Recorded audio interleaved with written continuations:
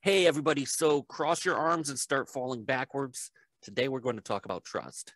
That's on this episode of the Broken Salespeople podcast.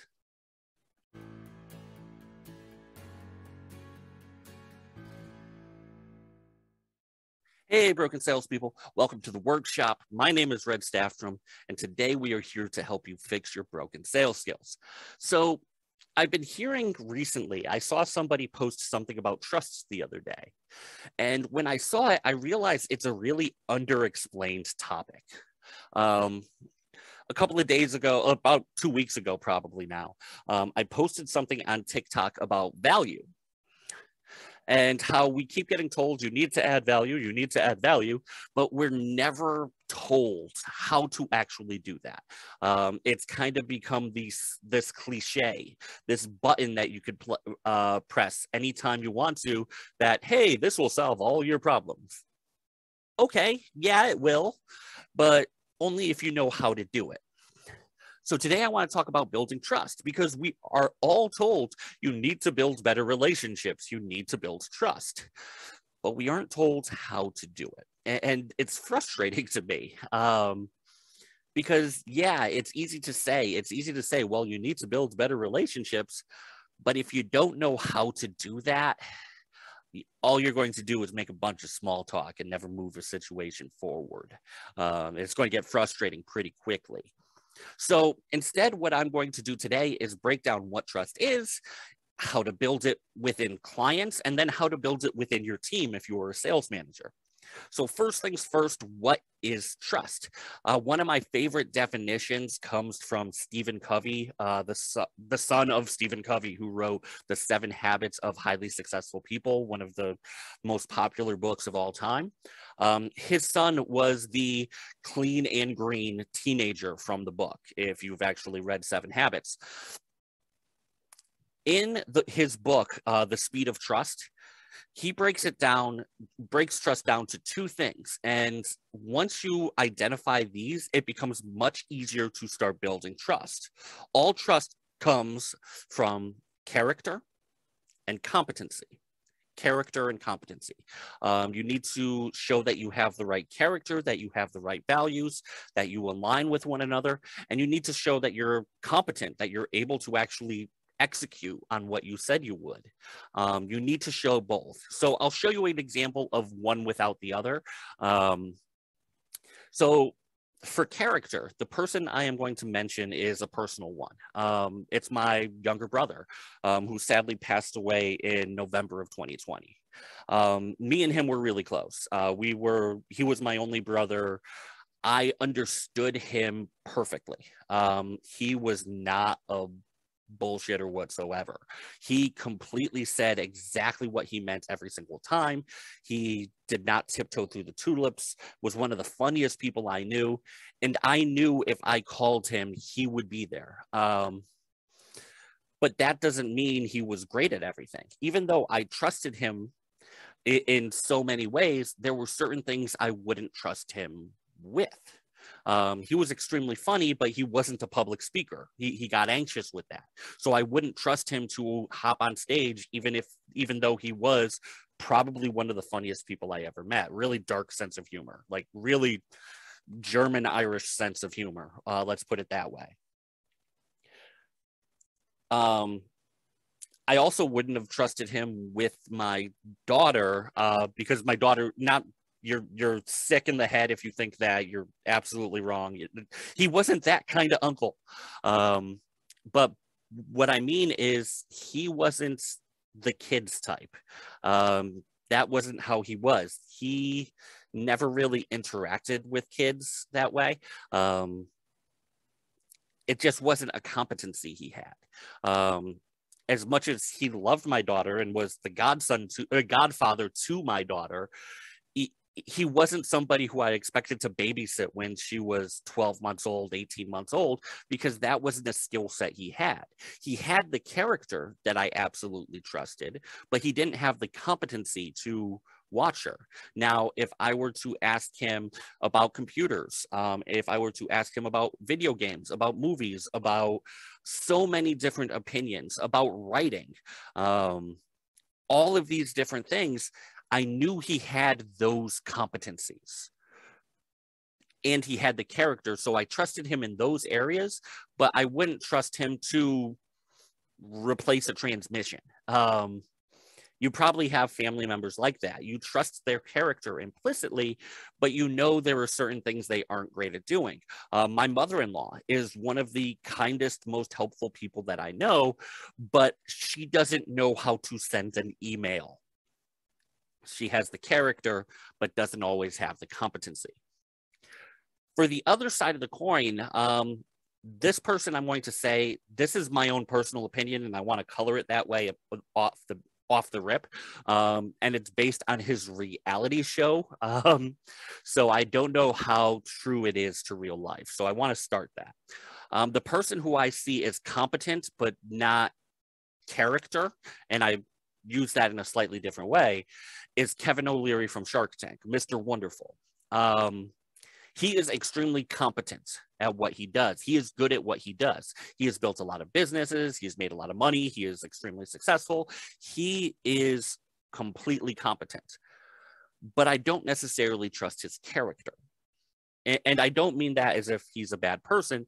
It's that me and him have very different values. He values money, which understandable. He is the prototypical capitalist in so many ways. But I see some of the deals he creates and how lopsided they are. And I have to think that me and him wouldn't get along. I trust that he's competent. I trust that he is very good at what he does, but I don't have that character trust. I don't think me and him align on a values perspective. Now, let me say once again, this is a reality show. There are writers on reality shows. What I am seeing is literally scripted in many cases. It's all his character. How much of that character is him? How much of it is written by script writers that are employed by Mark Burnett? I don't know. But given his persona there, I trust his competency, but I don't necessarily trust his character. Personal opinion, obviously. So those are the two different ends of the spectrum. You could have character without competency. You could have competency without character. And in neither case is something that you should trust that person in. I have people on LinkedIn I talk to a lot. I absolutely believe in their character, but I know they aren't great at everything. I know people who are great at SEO. I wouldn't trust them as a mechanic. You need both. You need the character and competency. So how do you become trustworthy? One is actually knowing what your character is. And I'm sorry if you're in your early 20s, it's a lot tougher now than it will be later. As you're growing up, you start to learn what you value more and more. It starts coming out the more you talk about these things. You start challenging yourself. You start seeing yourself in more difficult positions, and your character comes out more as you grow older. But for right now, it's great to find 4 or 5 things that you absolutely wholeheartedly believe in, and put those down and start creating and start talking about things that you value, and actually talk about them when you see those topics come up. For me, I highly value emotional intelligence. I highly value diversity, inclusion, and I take the opportunities that I see to talk about these things. When I see toxic work environments, I call them out because it's against my values. When I see positive, emotionally intelligent behavior, I call that out too and give it that round of applause it deserves. Likewise, when I see people hurting minorities or disrespecting certain viewpoints or not having the conversation the right way, I call that out too. This doesn't mean that you have to be uber political. It doesn't mean that you have to stand on a soapbox all the time. But when you see the most blatant examples, whether towards the positive or towards the negative, don't be afraid to see something about it because it shows your character. And by building that character, by showing you have that character, it creates that one half of trust. Now on the competency side, that's kind of what this whole podcast is about, making you more confident, more competent at sales. But a big part of that is working for the right company as well, too, whether it's your own or somebody else's. You need to make sure that the company you're working for has the ability to solve the problem that they say they can solve. You need to make sure you're working for a company that can solve the problem they say that they solve. Pretty simple. I've talked about it a number of times. It's pretty much a tagline of mine. Until you can solve a problem, you have no right to ask for a sale. If you have no ability to solve a problem, you have no right to ask for the sale. So you need to have that competency in order to make any sales. Otherwise, you can't earn trust, because if you have the right character, but you don't have the competency, you have no trust. Now, what about if you are a manager, a business owner? How do you build trust within your people? One of the best explanations, best suggestions I can tell you is to give them trust. Assume they are trustworthy. Give them the benefit of the doubt from day one. Micromanaging is a trust killer.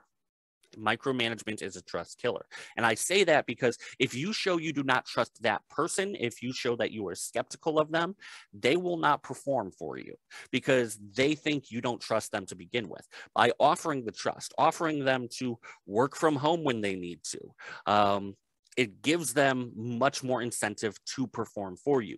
Once you give that trust, you get that trust back. The more you can offer those kinds of, hey, I'm not going to check the clock. When did you show up? When did you leave? When did you go out for lunch? Okay, well, you have a half-hour lunch and it's 31 minutes. Like, the more you do that kind of micromanaging behavior, the more you show that you don't trust them. Let them show you that they're doing the right thing. Let them show you that they have the right goals, they have the right character, and they will more often than not surprise you to the upside. Will there be people who take advantage? Yeah, there probably will. But once you set clear goals and you know what they're looking for and you tell them what you expect them to be competent in, their character will show through. But always be the first person to offer that trust, and you'll usually get it back.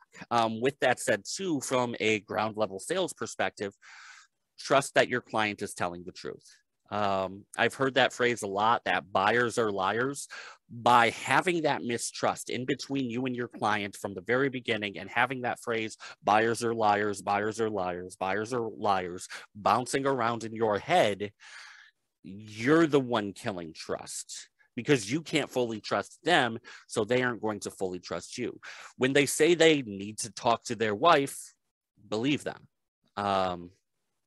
Give them the tools to have that conversation, but believe them when they say those kinds of things. Don't take it as a lie automatically.